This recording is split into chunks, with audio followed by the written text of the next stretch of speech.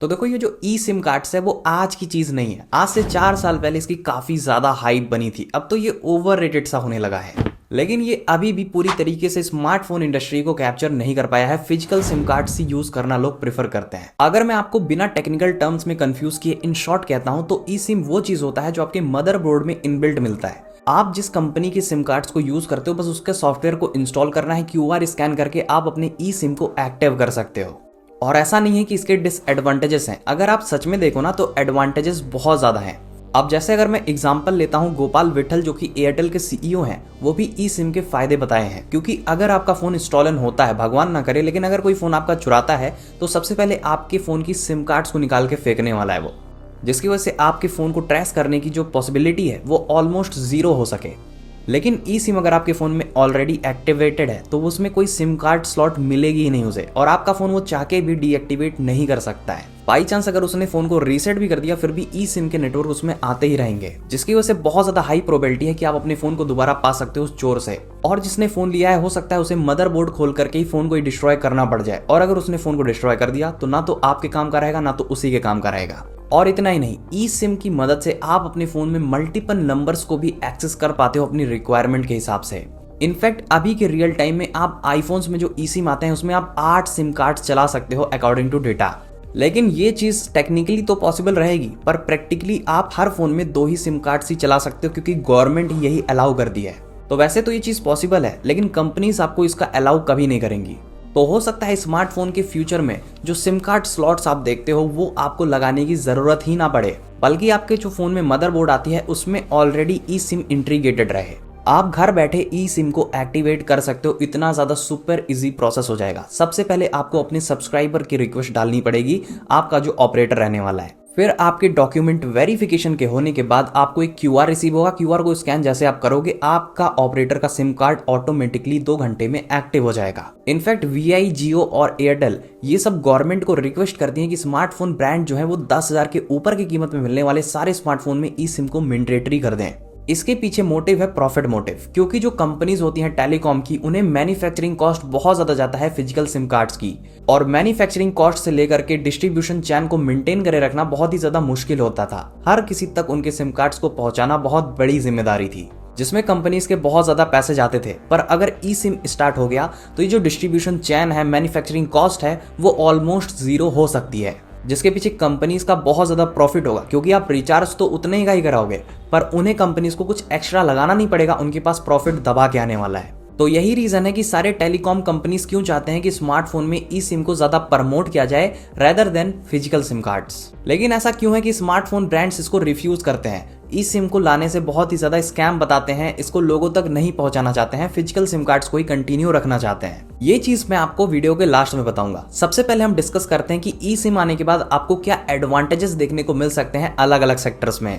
तो अगर telecom companies के डिमांड के अकॉर्डिंग अगर सारे ही 10,000 से ऊपर के स्मार्टफोन्स में ई सिम कार्ड्स को लाया गया तो कोई भी फिजिकल सिम कार्ड्स आप नहीं डाल पाओगे उसमें। अगर आपको 2 नंबर भी यूज करना है तो आपको ई सिम का यूज लेना पड़ेगा। कोई भी फिजिकल सिम कार्ड्स आप यूज नहीं कर सकते हो 10,000 के फोन के ऊपर।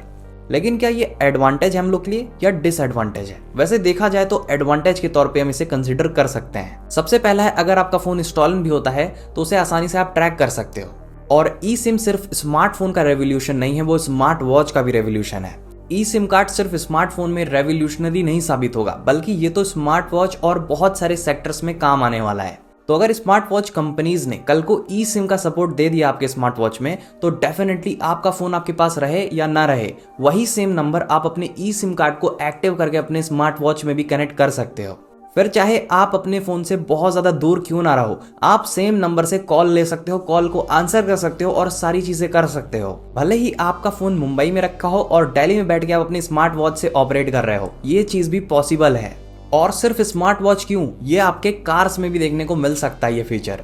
इनफैक्ट एमजी जैसी ब्रांड्स की कार में तो अभी से ही ये चीज आने लगी है, पर धीरे धीरे सारे ब्रांड्स इसको इम्प्लीमेंट करने लगेंगे। आपके कार में ई सिम आने के बाद आपकी सिक्योरिटीज, आपके कंफर्ट लेवल बहुत ही ज्यादा हद तक बढ़ सकता है। भगवान ना करे लेकिन गलती से कहीं अगर आपकी गाड़ी क्रैश हो जाती है या फिर आपका ब्रेक डाउन हो जाता है और लकीली आपकी गाड़ी में ई सिम का सपोर्ट है, तो डेफिनेटली आपकी गाड़ी में ऑटोमेटिकली आपके घर से 2 लोगों को फोन जाएगा जो कि इमरजेंसी मैसेज रहेगा और कॉल पे रहेगा।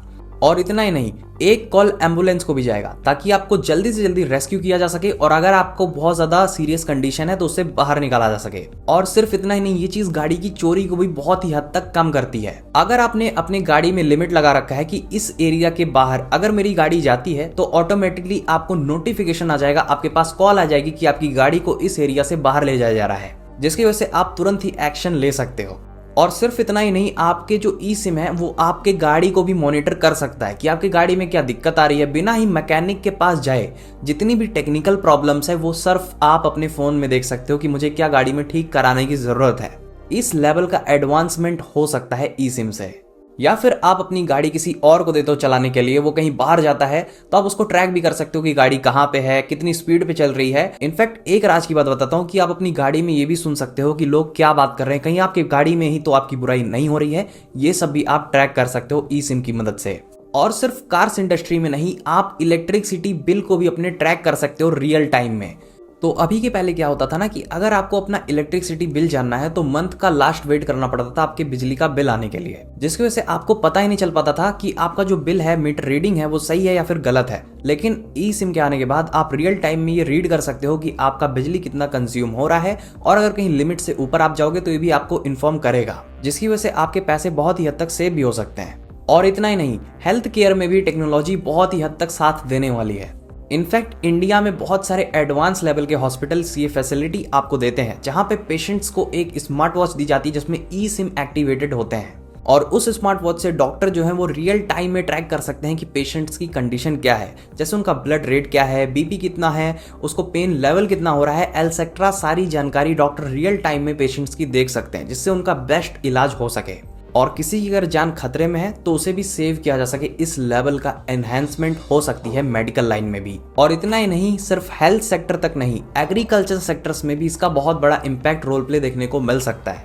जैसे मशीन्स को ऑटोमेशन कर देना, एक पर्टिकुलर जगह पे बैठ के बड़ी बड़ी मशीन्स को ऑपरेट करना रियल टाइम में, जिससे प्रोडक्टिविटी बहुत ज्यादा हद तक बढ़ाई जा सकती है। तो जब इसके इतने ज्यादा फायदे हैं फिर भी स्मार्टफोन मैन्युफैक्चरर्स इसको हेट क्यों करते हैं, इसे स्कैम बताते हैं और कहते हैं सिर्फ टेलीकॉम कंपनीज का इसमें बेनिफिट है, बाकी सबका लॉस हो सकता है और ये सक्सेस भी नहीं होगा। स्मार्टफोन ब्रांड्स ऐसा क्यों कह के इसको टाल रहे हैं?